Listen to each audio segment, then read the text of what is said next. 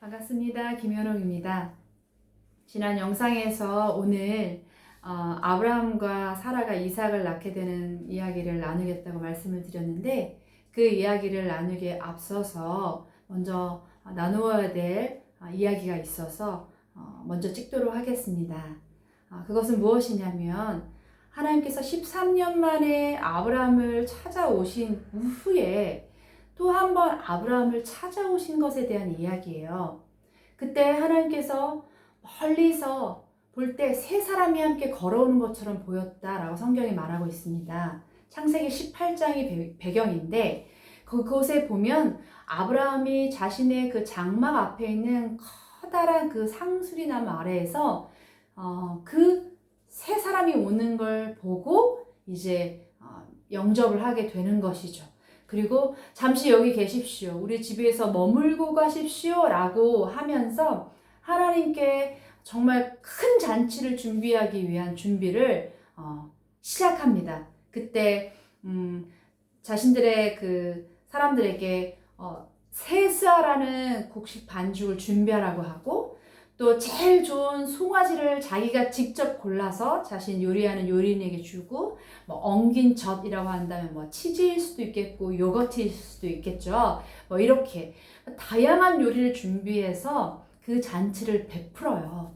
그런데 이 양이 적어도 장정 200명이 먹을 수 있을 정도의 양이라고 합니다. 그런데 그 어마어마하게 많이 차려놓은 그 음식을 하나님 앞에 이렇게 대접을 한 거죠. 아주 기쁜 잔치, 기쁜 날이 아닐 수가 없는 거예요.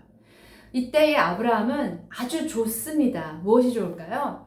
하나님과의 관계도 회복되었죠. 언약을 새롭게 하셨죠. 또 약속한 자녀가 온다고 말씀하셨죠. 심지어 하나님 앞에 이제는 육체적으로 할례를 했잖아요. 육체적으로도 하나님 앞에 이렇게 연합되어진 사람의 그 정말 감격과 기쁨이 아브라함에게 있었단 말이에요. 그러니 하나님이 다시 오시는 것이 문제가 되지 않아요. 너무 기쁜 일이에요. 자, 그런데 하나님이 또 다시 이렇게 말씀하세요. 명년 기한이 이를 때에 너에게 아들이 있을 거야, 이렇게 말씀하신다라는 겁니다. 예, 하나님 맞아요. 그 지난번에도 말씀하셨던 이야기죠. 너무 좋은 이야기예요. 좋은 잔치에 또 다시 한번 하나님이 너에게 자녀가 올 거야 라는 것을 명확하게 말씀하셨기 때문에요. 그리고 그것을 사라가 듣습니다. 사라가 또 웃죠. 근데 하나님이 그러죠. 능치 못함이 있겠냐 나에게. 여러분, 하나님은 반드시 약속을 이루시는 분이고요. 능력의 하나님이시거든요.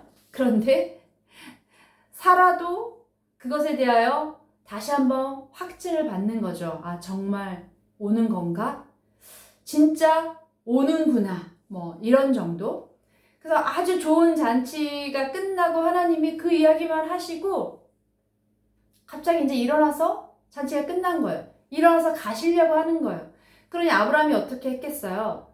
아브라함이 하나님을 따라서 이제 전송하는 거죠. 이게 당연하게 지금도 마찬가지로 우리가 사람 이렇게 손님이 오면 우리가 마중도 가고 배웅도 하잖아요. 그러니까 하나님이 가시려고 하니까 아브라함도 따라 일어나서 간 거죠. 근데 하나님과 아브라함이 주거니 받거니 뭐 여러 가지 이야기를 하면서 이렇게 걷는 중에 하나님이 아주 해가 뜨겁게 내리쬐고 있는 그 광야 한가운데 서시는 거예요. 그런데 함께 온 천사들은 뒤도 돌아보지 않고 계속 나아가는 거죠. 근데 아브라함이 생각하는 거야. 왜 안 가시는 거지? 나에게 하실 말씀 있나? 그러면서 하나님을 이렇게 보고 있는 거예요. 그런데 하나님이 이렇게 말씀하십니다. 내가 한 성읍을 그들의 죄악 때문에 이제 심판을 하려고 한다. 이건 어떻게 생각하냐? 이런 거예요. 이제 어마어마한 하나님의 심판이 벌어질 것에 대한 예고를 아브라함에게 하시는 거죠. 근데 아브라함이 거기가 어딘데요? 이렇게 묻는 거죠. 하나님이 거기는 소돔과 고모라야. 자, 소돔에 누가 살고 있죠? 그쵸? 아브라함의 자식과 같은 롯이 살고 있어요. 근데 아브라함이 이 소식을 딱 듣자마자 네, 하나님 소돔과 고모라를 멸하실 거라고요?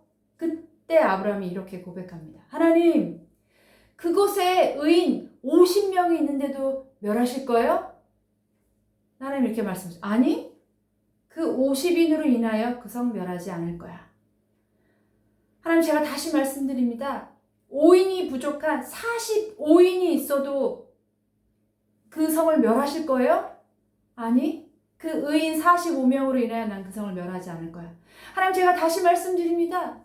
그 성에 30인 의인이 있어도 멸하실 겁니까? 라고 하니까 아니, 나는 그 30인으로 인하여도 멸하지 않을 거다. 제가 정말 하나님 죄송합니다만 또 한 번 말씀드립니다.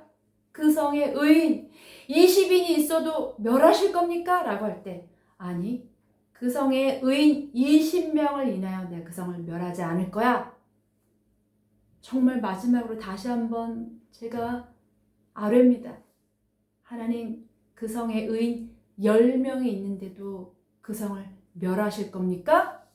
아니, 그 성에 의인 10명을 인하여 나는 멸하지 않겠다. 자, 이 사건은 어떤 이야기냐면 우리가 보통 중보기도라고 하는 어떤 그 이야기가 있잖아요. 중보기도라는 그것에 매우 중요한 영적인 의미를 갖는 부분입니다. 지금 아브라함은 소돔과 고모라의 중보자로서 하나님 앞에 나가고 있는 거예요. 아니, 좋은 잔치 자리에 음식 잘 먹고 자녀 주마 약속한 이야기 다시 확답 받고 그리고 하나님 가신다고 그래서 이제 그 배웅하러 나오면서 이제 두촌산은 가시는데 하나님 안 가시고 서 있을 때 여러분, 광야가 엄청 뜨겁습니다. 그 뜨거운 바람도 실제 뜨겁거든요. 뜨거운 바람을 맞이하고 뜨거운 태양을 맞이하고 그 광야에 하나님과 아브라함이 둘이 서 있는 거예요. 자, 이게 뭐예요? 아브라함이 독대하여 하나님 앞에 있는 겁니다. 근데 하나님이 먼저 말씀하시는 거예요. 이것이 아마도 아모스라는 선지서에 나오는 내가 내 종 선지자에게 그 일을 보이지 않고는 그 일을 행함이 없다 하신 말씀일 겁니다. 그 이야기는 무엇입니까? 아브라함이 사랑하는 조카 롯이 살고 있는 그 땅을 향하여 내가 이제 그 땅 멸할 건데 아브라함 너 어떻게 할 거야? 라고 물어보신 거죠. 근데 아브라함이 하나님 롯만 살려주세요 라고 하시는 게 아니고 말이죠. 어떻게 하는 거예요?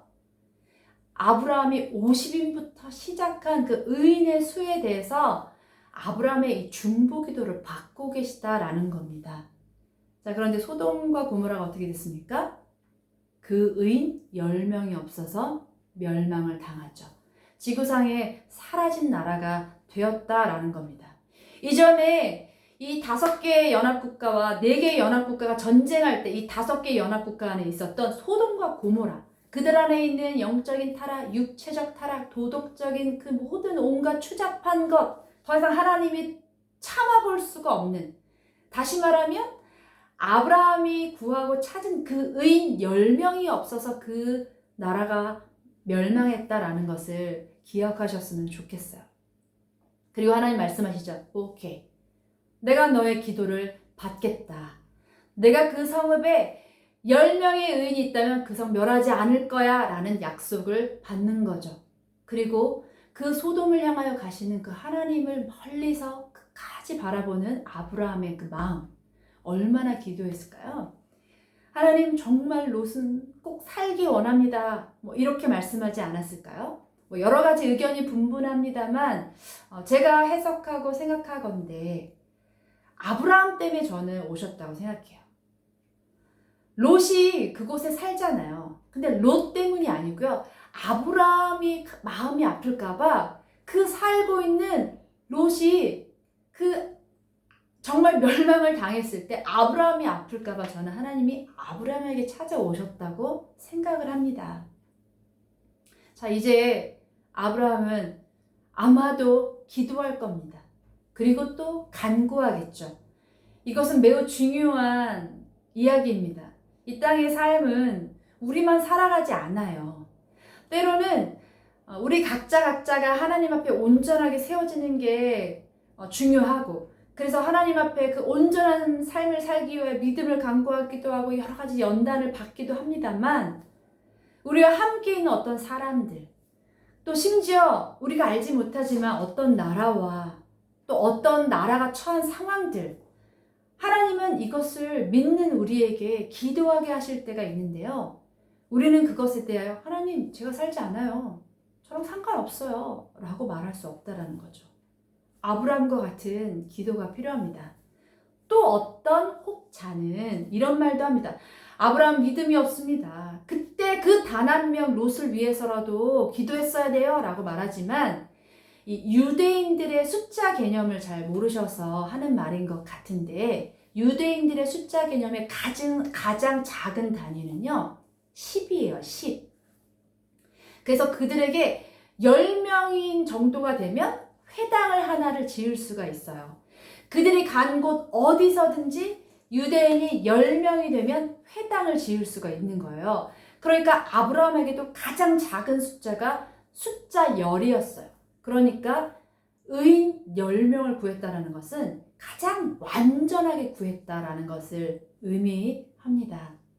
여러분, 오늘 이 영상 가운데서 이전에 또 좀 다른 이야기, 좀 매우 좀 우리가 불편한 이야기일 수도 있고, 또 어떤 분에게는 굉장히 중요한 이야기일 수 있지만, 저와 여러분이 이 땅에 존재하는 어떤 이유도 누군가의 기도 때문일 수 있거든요.